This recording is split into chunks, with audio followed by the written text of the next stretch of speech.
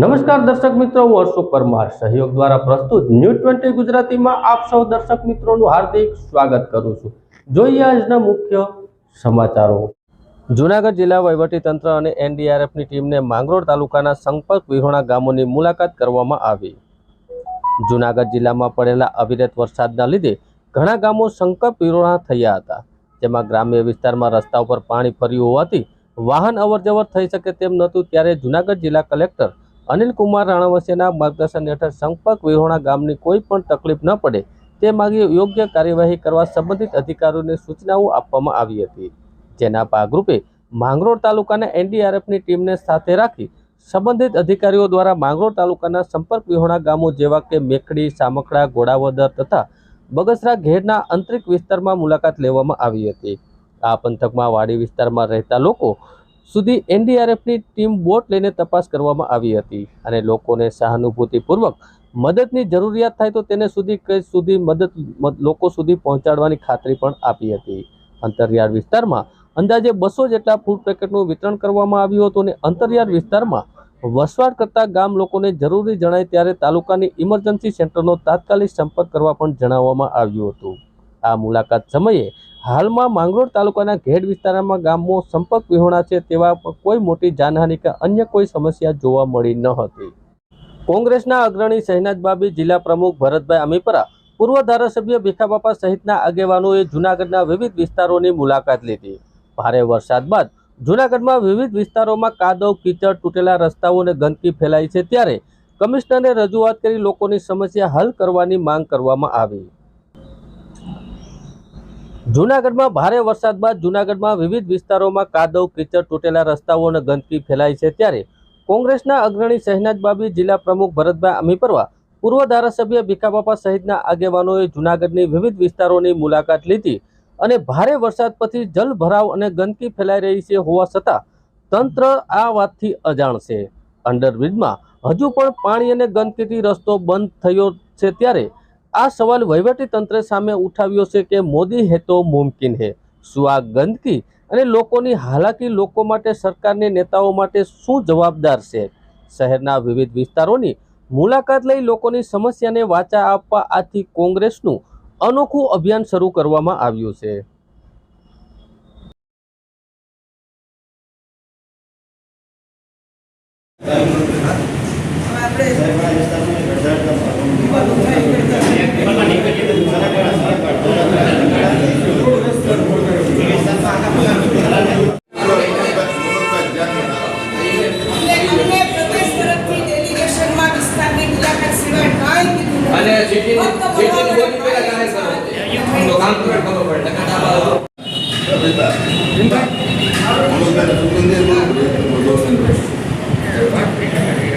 બીજું સચેતન છે કે કોઈ મહિલા છે ને એની આગળ અમુક આગળ સાદા ફોન તો એને કોઈ છે ને ફોન કરીને કહી દેવાનું છે આપણે।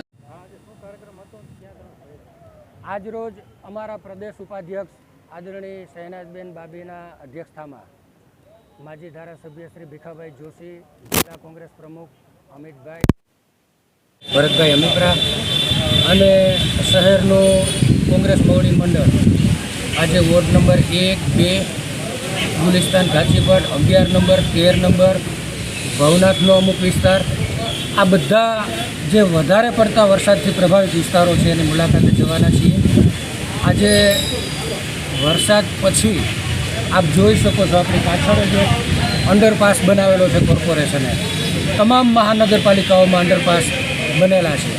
વરસાદ હોય ત્યાં સુધી બંધ રહે એ સ્વાભાવિક વસ્તુ છે કે પાણી ભરાય છે, પરંતુ રાજકોટ, અમદાવાદ, બરોડા જેવા મેટ્રો સિટીમાં અંડરપાસમાં વરસાદ બંધ થયા પછી એની એવી પંપ સિસ્ટમ ગોઠવેલી છે કે 2 કલાકમાં અંડરપાસનું પાણી જે ગટર માર્ગે જેટલું પાણી જતાં પણ બચેલું પાણી છે તાત્કાલિક પંપથી ખેંચી અને 2 કલાકમાં ત્યાં ટ્રાફિક કાર્યરત થઈ શકે। આજે વરસાદ રહી ગયા પછી 8-8 દિવસ સુધી આ જોશીપરાનું અંડરપાસ તમે જોઈ શકો છો કે અત્યારે પંપ ગોઠવેલો છે એ પણ પાણી લેવલથી 2-2, 3-3 ફૂટ ઊંચો ગોઠવેલો, એટલે પાણી ખેંચવાની એની કેપેસિટી પાણીમાં ડૂબે તો પાણી ખેંચે। એટલે આ બધી સમસ્યાઓ સ્થળ નિરીક્ષણ કરવા આજે અમારું ડેપ્યુટેશન નીકળ્યું છે અને લોકો તરફથી જે પણ રજૂઆત આવશે એનું યોગ્ય નિરાકરણ થાય એ અર્થે કમિશનરશ્રીને આજે અમે રજૂઆત પણ કરવાના છીએ. આજ રોજ અમારા બધા આગેવાનો, ખાસ કરીને અમારા માજી ધારાસભ્ય શ્રી ભીખાબાપા, સાથે સાથે અમારા જિલ્લાના પ્રમુખ ભરતભાઈ અને તમામ શહેરના અને શહેરોના આગેવાનો, અમે બધા આ જાગૃત નાગરિકો જે છે અહીંયા એમની સાથે ઊભા છીએ. અને ખાસ કરીને અમે ઈચ્છીએ છીએ કે વરસાદ હજી તો ધમધોકાર જે માણાવદર પોરબંદરમાં પડ્યો એટલો તો પડ્યો પણ નથી, તેમ છતાં આ ગરનાળા જે છે કે જેની તરફથી અંદરથી કોલેજો, સ્કૂલો અને જોશીપરાનો બહુ મોટો વિસ્તાર છે, એની અંદર ગરનાળાની સ્થિતિ જોઈને આપણને ખૂબ દુઃખ થાય કે અહીંયા 1.5 ઇંચની અંદર જો પાણી આટલું ભરાય તો મેન્ટેનન્સ નામે બધું ઝીરો છે. પમ્પિંગના જે છે શોભાના ગાંઠિયા જેવા ફક્ત મશીન ઊભા છે, કોઈ કામગીરી થતી નથી. ગંદકી પણ એટલી બધી છે. 30-31 વર્ષથી વધુ સમય વીતી ગયા છતાં ભારતીય જનતા પાર્ટી, એમ તો કમળ છે ને હંમેશા કીચડમાં જ ઉગે છે, પણ અહીંયા તો કમળે નથી દેખાતું, નકરી ગંદકી દેખાય છે. એટલે અમને એમ હસવું આવે કે ભાઈ આ કઈ જાતનું આ શાસન ચાલે છે. બિચારી અમારી ભોળી પ્રજા અને જે ખરેખર ગરીબ વર્ગ છે એ બધાને મળીને આશા હતી કે ભાઈ ચાલો મોદી હે તો મુમકિન હે, પણ આ મોદી હે તો આવું મુમકિન છે. એનો અર્થ જ એમ થયો કે આપણે ત્યાં વહીવટ તંત્ર ખાડે ગયું છે અને બિલકુલ નિરાશાજનક છે. માટે હવે પછીનો જે સમય છે એમાં જનતા પણ જાગે, અમે પણ જુદા જુદા વિસ્તારો જઈને યોગ્ય રજૂઆતો કરશું અને આ ખોલશું સરકારની કે આ તમે શું ચેડા કરો છો. લોકશાહી એટલે લોકો માટે રાજ, લોકો થકી રાજ અને લોકો મારફત થતું રાજ, પણ અહીંયા લોકો અદ્રશ્ય છે અને માત્ર એમના નેતાઓ છે. અમે ઈચ્છીએ છીએ કે આનું નિરાકરણ આવે, યોગ્ય નિરાકરણ આવે. જય હિન્દ. હરેશભાઈ, વિરોધ પક્ષે જે આજે સ્થળ વિઝિટ કરી અને જૂનાગઢની સમસ્યાનો વિરોધ કર્યો. વિરોધ પક્ષ હવે આમ તો મહાનગરપાલિકાની ટર્મ પૂરી થઈ રહી છે અને આવનારા દિવસોમાં ચૂંટણી આવવાની છે, તો લોકોને ગેરમાર્ગે દોરવા નીકળ્યા છે. તો 5 વર્ષ સુધી વિરોધ પક્ષે શું કર્યું? અત્યારે જ વિરોધ પક્ષને લોકો યાદ આવ્યા. હાલ જુનાગઢ શહેરમાં ભૂગર્ભ ગટરનું કામ ચાલુ છે, ટોરેન્ટ ગેસનું કામ ચાલુ છે, પાણીની લાઈન નાખવાનું કામ ચાલુ છે અને પ્રજાના પૈસા ના વેડફાય એટલા માટે કોર્પોરેશને પણ એવો નિર્ણય કર્યો છે કે જ્યાં 3 પ્રકારના કામ પૂરા થયા હોય ત્યાં જ રોડ રસ્તા બનાવવાની કામગીરી કરવી. જ્યાં ટોરેન્ટ ગેસ લાઈન બાકી હોય અને ભૂગર્ભને પાણીની લાઈન થઈ ગઈ હોય તો પણ રસ્તો ન બનાવવો. જ્યાં સુધી જમીનમાં નાખવાની લાઈનોની પ્રક્રિયા પૂરી ન થાય ત્યાં સુધી રસ્તા બનાવવાના નથી. જ્યાં જ્યાં 3 પ્રકારની પ્રક્રિયા પૂરી થઈ ગઈ છે ત્યાં રસ્તાના કામ પણ પૂર્ણ થઈ ગયા છે. ક્યાંક રસ્તાના કામ કરવાની કામગીરી પણ શરૂ છે, પણ પરંતુ ભારે વરસાદને કારણે આ કામ થઈ શક્યું નથી. જ્યાં કામ થઈ શક્યું નથી અથવા તો 1 લાઈન 2 લાઈન નાખેલી છે અને રસ્તા થઈ શકે એમ નથી, ત્યાં મહાનગરપાલિકા દ્વારા હાલ કોરિસ્પોઇલ નાખી અને રસ્તાઓ રિપેર કરવાની કામગીરી પણ થઈ રહી છે. એટલે ગામના તમામ મુખ્ય રસ્તાઓમાં કામગીરી થઈ ગઈ છે, તો તમામ મુખ્ય રસ્તાઓને ડામરથી રીકાર્પેટ કરી દેવામાં આવ્યા છે. એટલે વિરોધ પક્ષ તો લોકોને આ ચૂંટણી આવે છે એટલે લોકો યાદ આવ્યા ને લોકોને ગુમરાહ કરી રહી છે. જૂનાગઢ જિલ્લાના મેંદરડા તાલુકામાં આવેલા નાગલપુર ગામે અતિ ભારે વરસાદના પગલે રસ્તો ધોવાઈ જતા જૂનાગઢ જિલ્લા પંચાયતના પ્રમુખ હરેશભાઈ ઠુમરે મુલાકાત લીધી. જૂનાગઢ જિલ્લાના મેંદરડા તાલુકામાં આવેલા નાગલપુર ગામે અતિ ભારે વરસાદના પગલે ઉદ્ભવેલી પરિસ્થિતિ અંગે જિલ્લા તાલુકા વિકાસ અધિકારી અને ધારાસભ્ય અરવિંદભાઈ લાડણી સાથે ગ્રામજનો સાથેની મુલાકાત વેળાએ સરપંચ અને ગામના આગેવાનોની રજૂઆતના સંદર્ભે તાત્કાલિક ધોરણે ગામમાં સોલાધર નદી પરના પુલની બાજુમાં રસ્તો ધોવાઈ જતા જેના કારણે ગામમાં એસટી બસ આવતી ન હોવાથી સ્થળ ઉપર જ હાજર રહી તાત્કાલિક ધોરણે રસ્તાનું કામ રિપેરિંગ કરવામાં આવ્યું.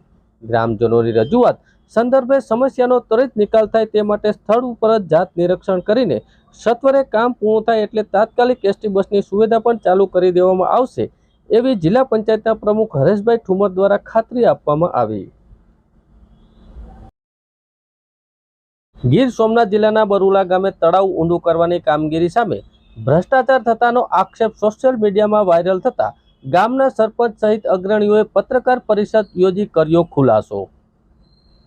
ગીર સોમનાથ જિલ્લામાં ચૂંટણી પૂર્ણ થયા બાદ ચૂંટણી જેવો માહોલ જોવા મળી રહ્યો છે. તાજેતરમાં જ ડિમોલેશનની કામગીરી ઉપર સવાલ ઉઠ્યા છે, ત્યારે સૂત્રાપાડા તાલુકાના બરુલા ગામે ભાજપના જ નેતાએ તળાવ ઊંડું કરવાની કામગીરીમાં સવાલો ઉઠાવ્યા છે, જેનો સોશિયલ મીડિયામાં વિડીયો વાયરલ થયેલો છે. આ બાબતે કલેક્ટર દ્વારા પણ તપાસ કરવામાં આવી છે.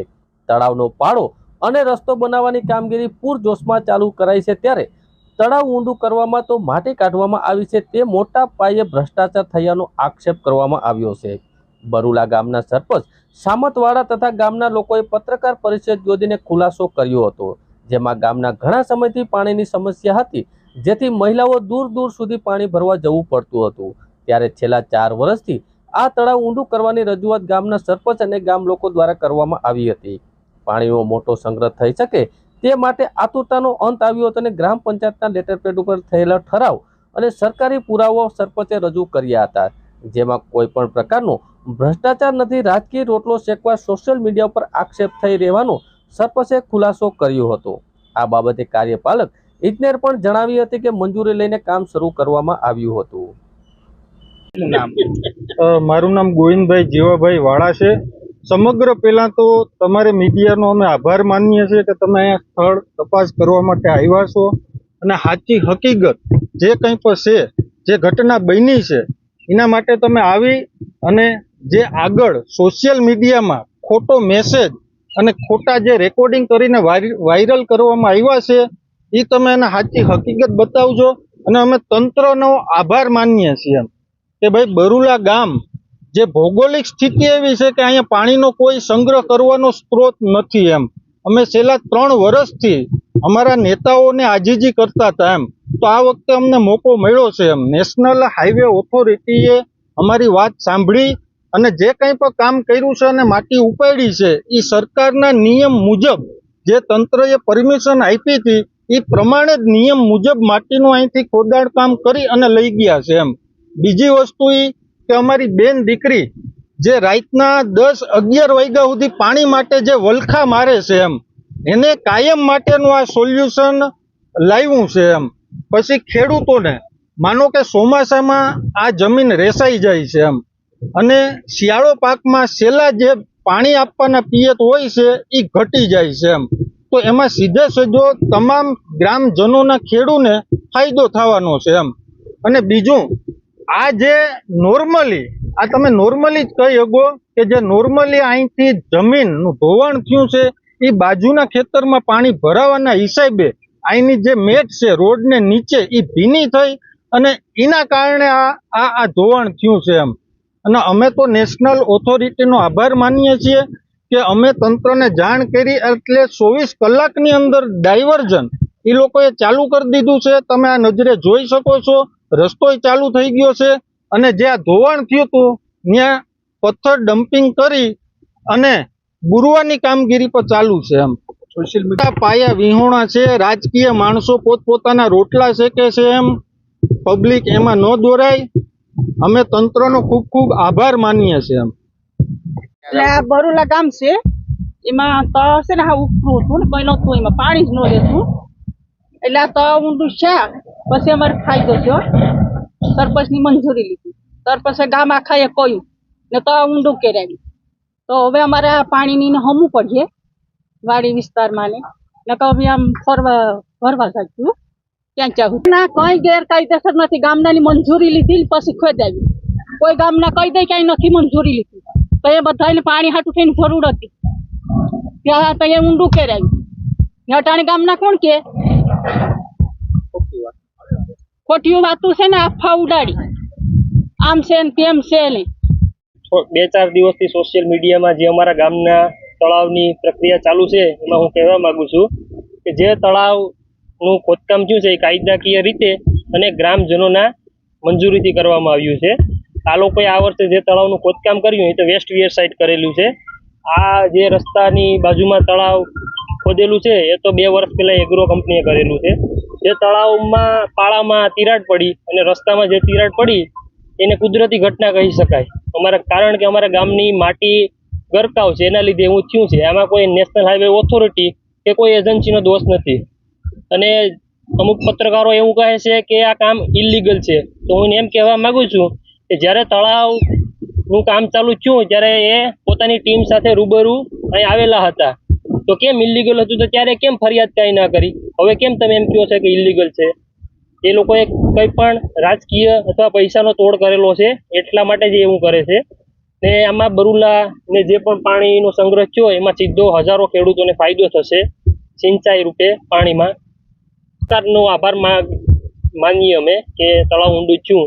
હવે કદાચ આવો કોઈ પ્રોજેક્ટ આવે અને બરુલામાંથી જો એને માટી જોતી હોય તો અવશ્ય બરુલાની મુલાકાત લઈ ને તંત્રએ 24 કલાકમાં રસ્તાનું નિરાકરણ પણ લાવ્યું. ને તિરાડ પણ એવી કંઈ ખાસ છે નહીં, નોર્મલ તિરાડ છે, એનું કોઈ ઇસ્યુ છે નહીં. એટલે ખોટો સોશિયલ મીડિયામાં પેલું ના કરવું. ઘણા રાજકીય નેતાઓ પણ જે છેટા દૂર દૂર ઊભા સ્ટેટમેન્ટ આપે છે કે અમે હાઈકોર્ટમાં રીટ કરશું, તો એને હું એમ કહેવા માંગુ છું કે તમે બરુલાની રૂબરૂ મુલાકાત લીધી છે ખરી? બરુલા ખેડૂતો તમારા તરફેણમાં છે ખરા? તો તમે કેમ કહી શકો કે અમારે બરુલા ખેડૂતો સાથે હાઈકોર્ટમાં રીટ કરવી છે? તમે બરુલાની મુલાકાત લ્યો રૂબરૂ.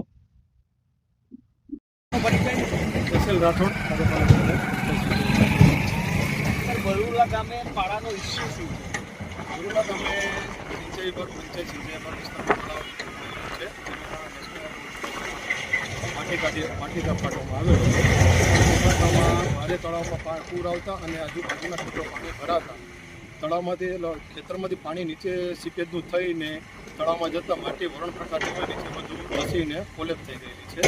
જેના માટે તળાવનું પાણાની સ્ટ્રેન્થનિંગ કામ હાલ રસ્તા માટે ડાયવર્ઝનની કામગીરી ચાલુ છે અને કલાકમાં રસ્તો ચાલુ થઈ જશે. અને માટીપાડા સ્ટ્રેન્થનિંગ માટેની કામગીરી પણ વરસાદ થઈ જતા એ પણ સ્ટ્રેન્થનિંગ કામગીરી ચાલુ કરવામાં આવશે. સર, આ લીગલી રીતે માટી કાઢવામાં આવી છે કે આવી લીગલ નિયમોસર જ માટી કાઢવામાં આવેલી છે. જે લોકોને હાઈવેને રોયલ્ટી ભરપાઈ કરીને માટી ઉપાડવામાં આવી